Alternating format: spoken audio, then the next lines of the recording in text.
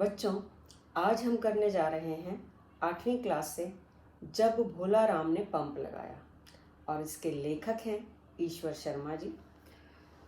वास्तव में ये एक व्यंग्य कथा है जो हमारे देश में फैले हुए भ्रष्टाचार पर की गई है। भोला राम एक ईमानदार किसान है जो कि अपने खेतों में 5 हॉर्स पावर का पंप लगाना चाहता है। उसके यार दोस्त उसको समझाते हैं कि चुपचाप लाइनमैन को कुछ पैसे दे और पंप लगवा ले, लेकिन भोला राम ईमानदार था, चाहता था जो भी हो कायदे कानून से हो। लगा दी एप्लीकेशन और चला गया बिजली विभाग में।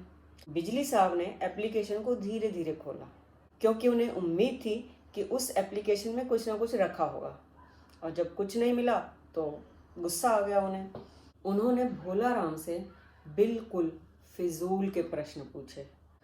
चाहते थे कि किसी भी तरह काम अटका दिया जाए, और वो सफल भी हुए।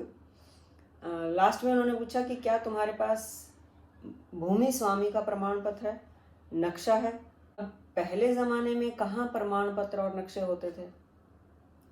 खैर, भोला राम गया पटवारी के पास, और पटवारी से प्रमाण पत्र और नक्शा लेने में उसे नानी याद आ गई। जब दोनों चीज़ें लेके वापस पहुंचा बिजली साहब के पास तो वो तो उसे भूल चुके थे। बड़ी मुश्किल से उन्हें याद आया। अब फिर देखा कि वो तो कुछ लाया नहीं है। फिर से एप्लीकेशन और वो पेपर लेके आ गया है। फिर वही प्रश्नों का सिलसिला। अब उन्होंने किस बात पर उसका काम अटकाया कि जाओ पहले पता करके आओ नदी किसकी है और उसके मालिक से एनओसी लेकर आओ। अब भाई नदी किसकी होगी?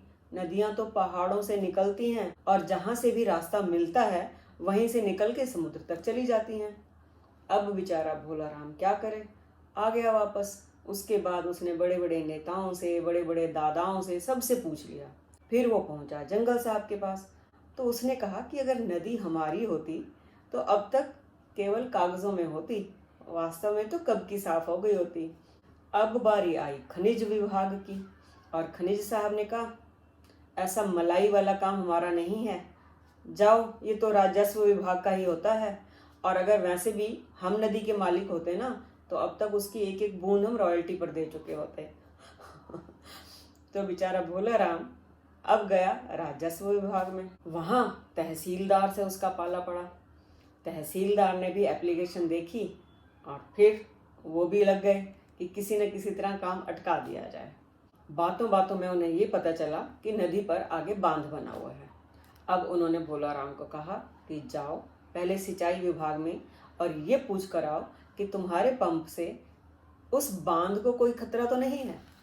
बेचारा भोला राम अब गया सिंचाई साहब के पास। सिंचाई साहब ने भी देखा और बोला कि हमारा एसडीओ जाएगा, इस बात की जांच पड़ताल करेगा कि तुम्हारे पंप से कोई खतरा तो नहीं है। भोला राम को गुस्सा तो बड़ा आया। उसने कहा साहब मेरा पंप 5 हॉर्स पावर का है, कोई अगस्त्य मुनि नहीं है जो सारा समुद्र पी जाएगा। लेकिन सरकारी काम भाई नियम कायदे से होते हैं। तो सिंचाई साहब ने कहा भाई इस काम में कम से कम 1 महीना लगेगा, हम वेले तो बैठे नहीं हैं, हमें बैठकों से दौरों से फुर्सत मिलेगी तो हम तुम्हारा काम भी कर देंगे। और जब भोला राम ने ये सुना तो वो बेचारा गिरते गिरते बचा, वापस आ गया।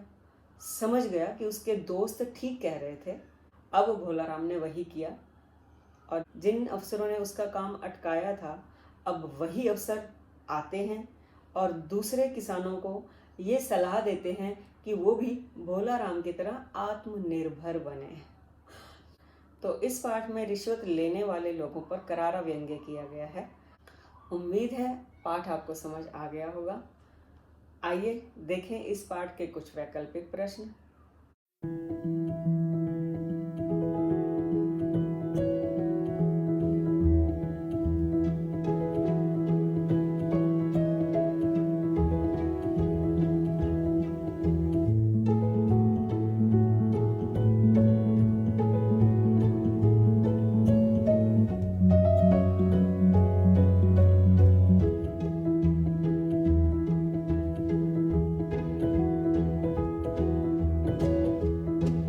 और ये रहा पाठ का वाक्य अभ्यास कार्य।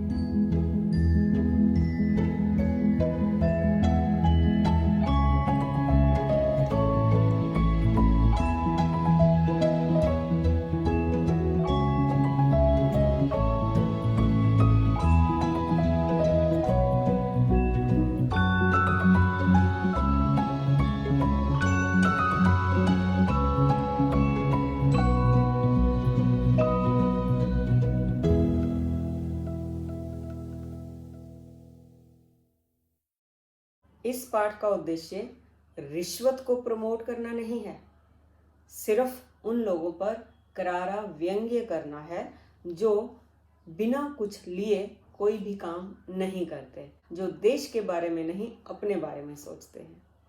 तो बच्चों, जल्दी ही मिलते हैं एक नई वीडियो के साथ, एक नए पाठ के साथ। तब तक पढ़ते रहिए, आगे बढ़ते रहिए।